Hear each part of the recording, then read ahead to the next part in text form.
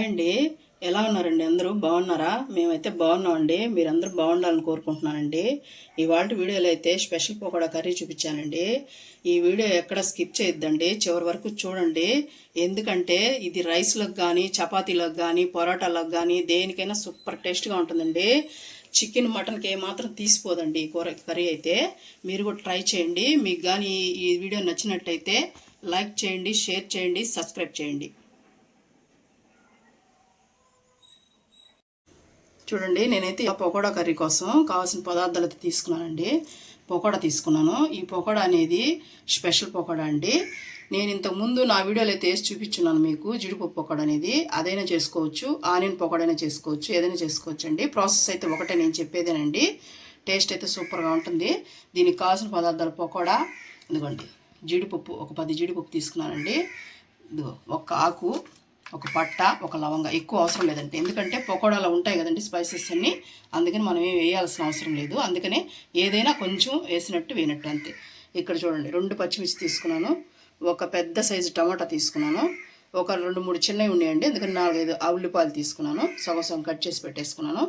ఇప్పుడు మనం ప్రాసెస్ అయితే అటు చేయాలో చూద్దామండి. చూడండి, ఇప్పుడైతే నేను స్టవ్ మంట చేసుకుంటున్నాను. దీంట్లోకి తగినంత ఆయిల్ పోసుకుందామండి. కొంచెం సరిపోతుంది మనకి వేయించుకునే దానికే కాబట్టి. ఇవన్నీ మనం వేయించుకోవాలండి ఇప్పుడు. ఆనియన్స్, పచ్చిమిర్చి అన్నీ. ఈ పకోడా అనేది నేను నా వీడియోలో చేస్తున్నానండి, సూపర్గా వచ్చిందండి. ఆ రోజైతే మీకు హోమ్ మేడ్లో చూపించాను. మీరు ఈ వీడియో చూడాలనుకుంటే ఆ వీడియో అయితే డిస్క్రిప్షన్లో లింక్ ఇస్తాను, చూడండి. దాల్చిన చెక్క, లవంగా, బిర్యానీ ఆకు, కొంచెం జీడిపప్పు, అదే చెప్పాను కదండి, ఆ జీడిపప్పుని దాంట్లో వేసుకున్నాను. 10 జీడిపప్పు అయితే తీసుకున్నాను నేను.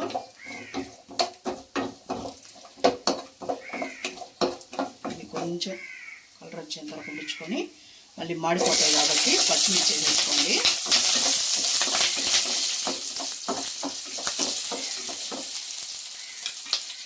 పచ్చిమిర్చి, ఆనియన్స్, టమాటా అన్నీ వేసేసుకున్నామండి.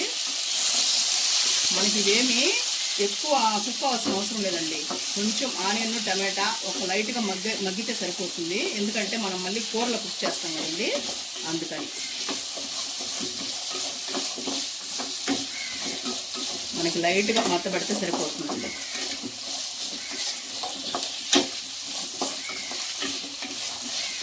ఈ పకోడా కర్రీ అయితే చాలా బాగుంటుందండి. చపాతీలకైనా, పూరీల్లోకైనా, రైస్లోకైనా, దేంట్లోకైనా బాగుంటుందండి ఇది కాంబినేషన్ అయితే.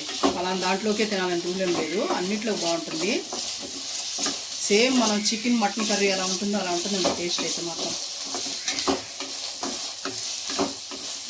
ఒకసారి చేసుకొని తిని చూడండి, మళ్ళీ మీకే చేసుకొని తినాలనిపిస్తుంది.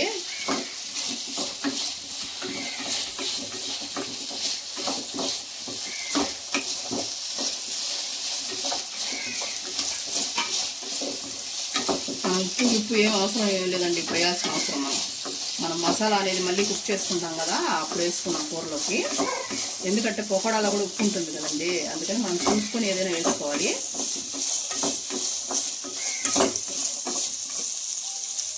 మగ్గనిద్దామండి కొంచెంసేపు. చూడండి, ఒక 2 నిమిషాల తర్వాత ఎలా కుక్ చేసి చూపిస్తున్నాను మీకు. అలాగా టమాటా మగ్గితే సరిపోతుందట లైట్గా. మనం స్టవ్ అయితే ఆఫ్ చేసుకున్నామండి. ఆఫ్ చేసుకొని చల్లారబెట్టుకున్నాం దీనైతే ముందు. చూడండి, ఇప్పుడైతే ఇది చల్లారిపోయిందండి. ఇప్పుడైతే మనం మిక్సీ జార్లో వేసుకున్నాము.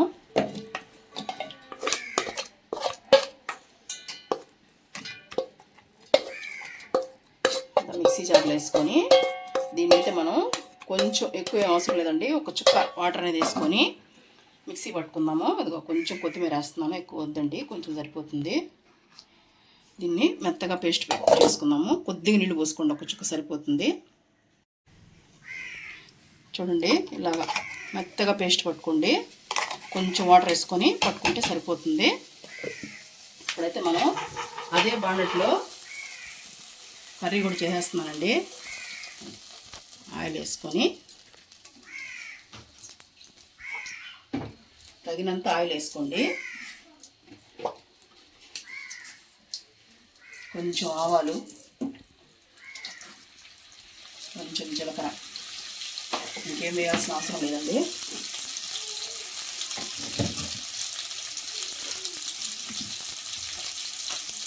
కొంచెం చిటపట అన్నిద్దామండి దాన్ని.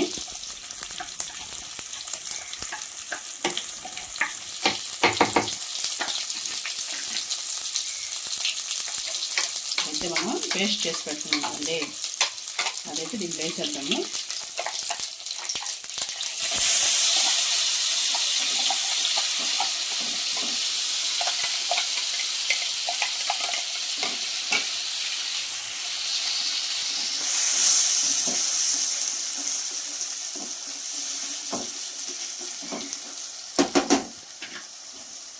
మిక్సీ జార్లో శుద్ధంగా తీసేసుకొని కొంచెం వాటర్ పోసుకొని దానంతా తిప్పి పోసేసుకున్నామండి.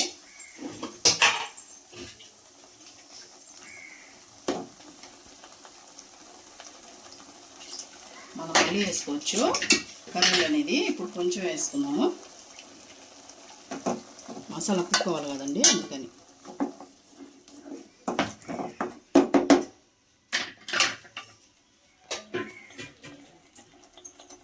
దీంట్లో కొంచెం పసుపు, కారం కూడా అంతేనండి, ఒక హాఫ్ స్పూన్ సరిపోతుంది, ఎక్కువ అవసరం లేదు.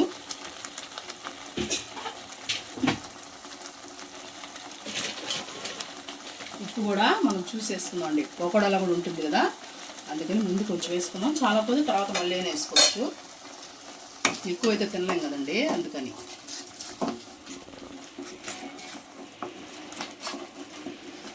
ఇది బాగా ఆయిల్ పైకి తేలేంత వరకు కుక్ చేసుకున్నామండి. కొరవ ఇందాక కొంచెమే కదండి వేయించుకున్నాం, కొరవ పచ్చివాసన పోయేంత వరకు వేయించుకున్నాము. కొంచెం సిమ్ చేసేసి ఆయిల్ పైకి తేలేంత వరకు మూత పెట్టి కుక్ చేసుకున్నాం. చూద్దామండి, చూసారా ఆయిల్ అనేది ఎలా పైకి తేలిందో. ఇప్పుడు మసాలా వేగినట్టండి. ఇప్పుడు దీంట్లో మనం కొంచెం, చాలా కొంచెం గరం మసాలా, కొంచెం ధనియాల పొడి, అంతే, ఎక్కువ వేయద్దండి. చెప్పాను కదా మనకి అన్ని మసాలా పకోడాలు ఉంటాయి, మనం ఈ మసాలా వరకేనండి. ఇప్పుడు మనం దీంట్లో తగినంత వాటర్ పోసుకుందాం.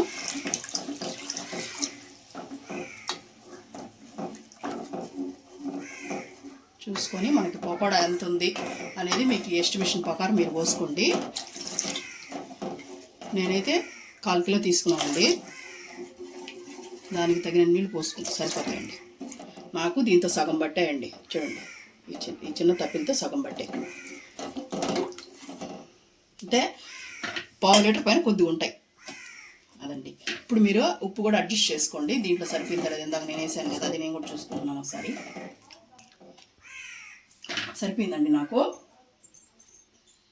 ఇప్పుడు మనం కరివేపాకు వేసుకుందాం. ఇప్పుడు వేసుకుంటేనే బాగుంటుందండి కరివేపాకు, తిరగమాతలు వేయద్దు. ఇప్పుడు మనం కొంచెం తెల్లనిద్దామండి, తెల్లనిచ్చిన తర్వాత పకోడా అనేది వేసుకుందాం.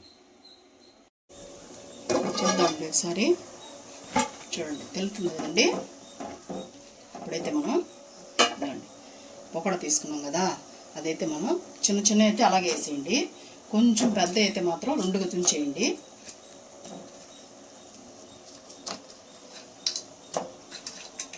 పెద్ద అయితే 2గా.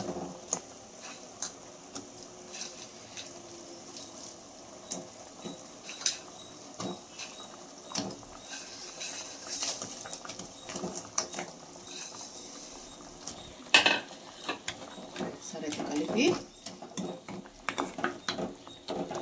కొంచెంసేపు మూత పెట్టుకొని ఉడికించుకుందామండి.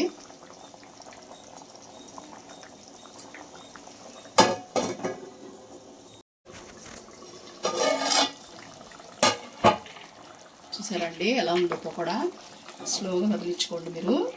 అసలు వాసన వస్తుందండి, మటన్ కూర జట్లా చేస్తే కర్రీ అట్టుంటుంది అట్టుందండి వాసన అయితే. మూత తేయంగానే అంత వాసన వస్తుంది. మనం దీంట్లో కస్తూరి మేతి అండి ఇట్లాగా నలుపుకొని చేసుకోండి, బాగుంటుంది, టేస్ట్ సూపర్గా ఉంటుందండి కస్తూరి మేతి వేసుకుంటే.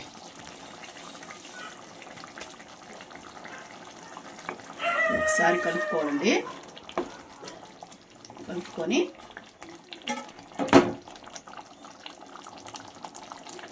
ఒక 5 సెకండ్లు అలా పెట్టుకోండి. చూద్దామండి, చూడండి ఎలా ఉందో. ఫైనల్గా అయితే రెడీ అయిపోయిందండి. మనం స్టవ్ అయితే ఆఫ్ చేసుకున్నాము.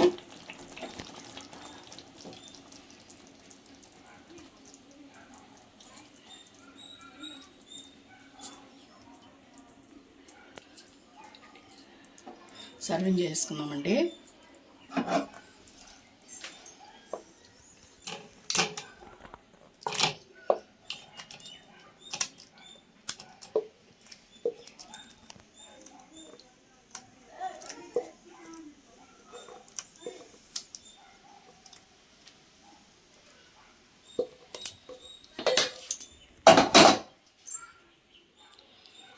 చూడండి, ఇవాళ వీడియో అయితే ఇదేనండి. మీకు కానీ నచ్చినట్టయితే లైక్ చేయండి.